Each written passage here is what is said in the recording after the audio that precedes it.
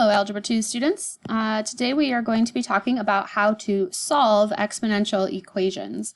So just a little paragraph here. Previously, if we had a model like this, which we know is exponential because there's a variable in the exponent, and we wanted to know the value, so we were looking to solve for a, we would just substitute in 8, right, for our time and use our calculator to get a number for the amount a. So we would have been given this number, we just plug it in for t, call it a day. But then the ones that became a little bit trickier were when we wanted to solve for a time. When the question said when would the equation be, for our example right now I'm going to use 7,000, we would graph y equals 7,000 and y equals the function on our calculator, have to find where the graphs crossed over, change our window, use the table, etc. to solve for that variable t. So these were the problems before we left for this whole staying at home thing. That were about like the world population or cell phone users or when will the number of bacteria be this amount. But now that we know about logarithms, we no longer have to do this messy process for solving for t. Our process for solving for a is still going to be the same because that's really just click, straightforward, plug it into your calculator and go. But now we don't have to do the whole graph thing. We can use logarithms to undo an exponential. So I've got 3 examples and then 1 real world example. So it says, given the model a equals 6 times 2 to the t, what is the value after 3 years? So I want to know what is a equal to when t is 3. So I'm going to say a is equal to 6 times 2 to the third. I'm going to replace my t with a 3. I have to follow order of operations, so I don't want to do 6 times 2 is 12. That would be incorrect. I need to do 2 to the third, which from my power book I know is 8, or I could have used my calculator. Maybe it's just a fact that you know. So a, the amount, or the value, is equal to 6 times 8, which is 48. Okay, so then this next one says, when will the account have a value of 47? So t equals question mark, and a is equal to 47.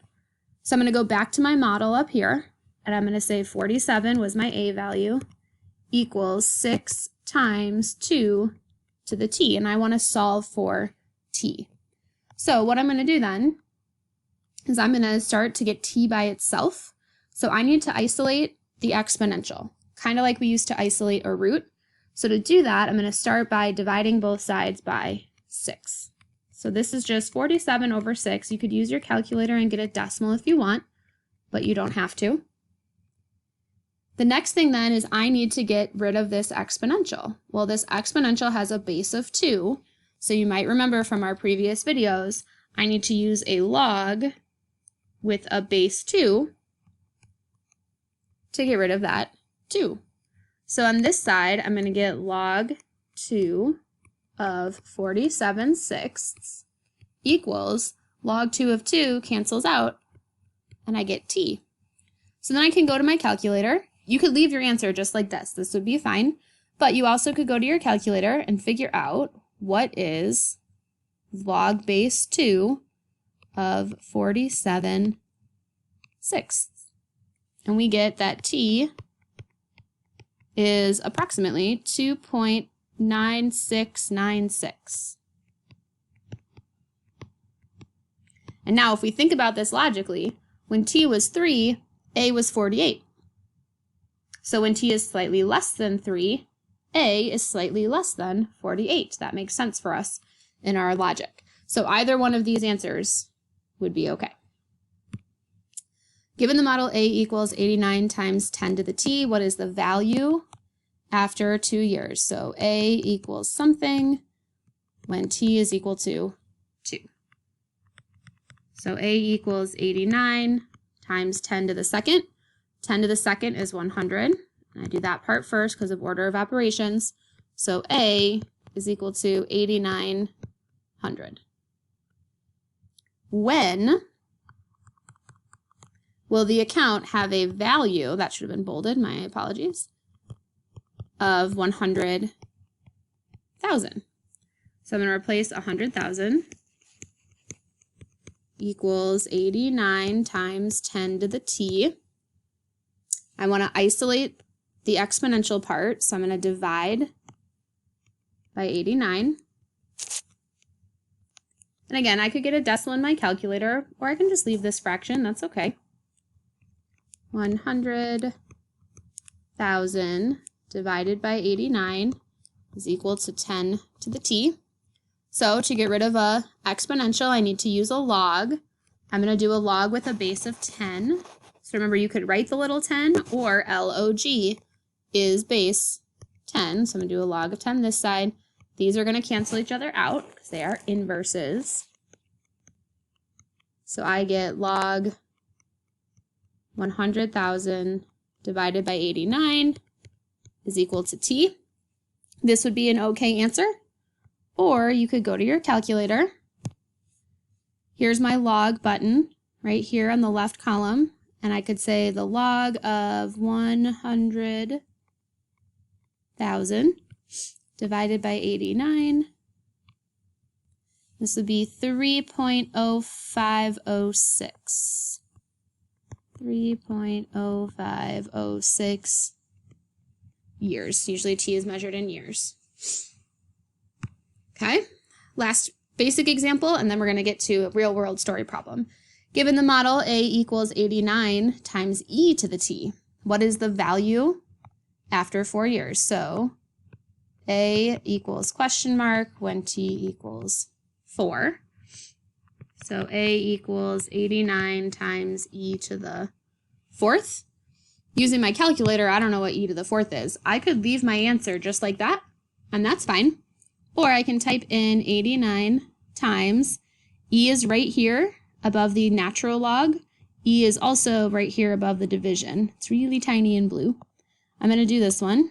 So 89 times e to the 4th, and I get 4859.2354. Okay, so that could be my final answer, or this one could be my final answer. When will the account have a value of 1,000? So t is what? When a, the value is 1,000. So I'm going to replace my a with 1,000. 89 times e to the t. I'm going to isolate my exponential, so I'm going to divide by 89. Apparently I didn't do a very job of varying these examples. Should have picked a different number, but that's okay. So I get 1,000 over 89 equals e to the t. So again, to get rid of an exponential, because I need to get this exponent down, I use a log. I'm going to pick a log base of e, and I use that ln, right? That means log base e. So I do that on the left, do that on the right. This then is just the natural log of 1,000 over 89. This will cancel, and I get t. So that would be an okay answer, or I could say t is approximately natural log 1,000 divided by 89, 2.4191. 2.4191. Which makes sense because after 4 years, right, we had 4,800. So, oh, that moved. Sorry about that. So, to only be at 1,000, we definitely need less time than the 4 years. All right, next one, application. This is going to be very similar to the work that you do today for your assignment for points, so make sure you write down everything for this. Ms. Schwartz wants her next car to be a Honda HR-V, which I do, it's true. It's a small but practical car. The car I want will cost $25,570. I've been saving and I have $4,000 for the down payment. I was approved for a 5-year loan with my payments compounded monthly at an interest rate of 1.9%. So I have $4,000 to already put toward the car. So I don't need to borrow the full amount of $25,000. I only need to borrow the cost of the car minus 4,000. So I'm going to do 25,570 minus 4,000. 25,570 minus 4,000. 21570. So P the amount that I need to borrow, the starting amount of my loan, is $21,570. Then it says write a model for the car using this equation. We've seen this before. So the model should still have A and T. So my model would be the amount of the loan is equal to P 21,570, 1 plus, my rate was 1.9. So when I write that as a decimal, it's going to be 0.019. Remember, you can divide by 100 to get that. And it said that I was compounding. The N was monthly, so that'll be 12. And then it says I'm supposed to leave the T in there, right? Because it's a model. So I can use that to solve for any T. So there's my model. After 5 years, how much did she end up borrowing? Okay, well, after 5 years would mean when T is equal to 5, how much, what was my amount? So my amount is equal to 21570, 1 plus 0.019 over 12, 12 times 5. So I'm going to go ahead and put that in my calculator. 21570 times 1 plus 0.019 divided by 12 raised to the 12 times 5. 23,717. So 23,717.86 because we're dealing with money, so we went around like it was money. So this is how much I ended up borrowing. I want you to change the 15,000 to 22,000 depending on when you printed your notes. I may have changed that. But it says when, so when had the car loan acquired a balance, an amount of 22,000. So we're going to say 22,000 equals 21,570, 1 plus 0.019 over 12 to the 12 times T. Okay, well this one's a little bit different because I still need to isolate this whole thing that is my exponential. So we're going to do things a little bit differently, but mostly the same. So I'm going to divide first by 21,570.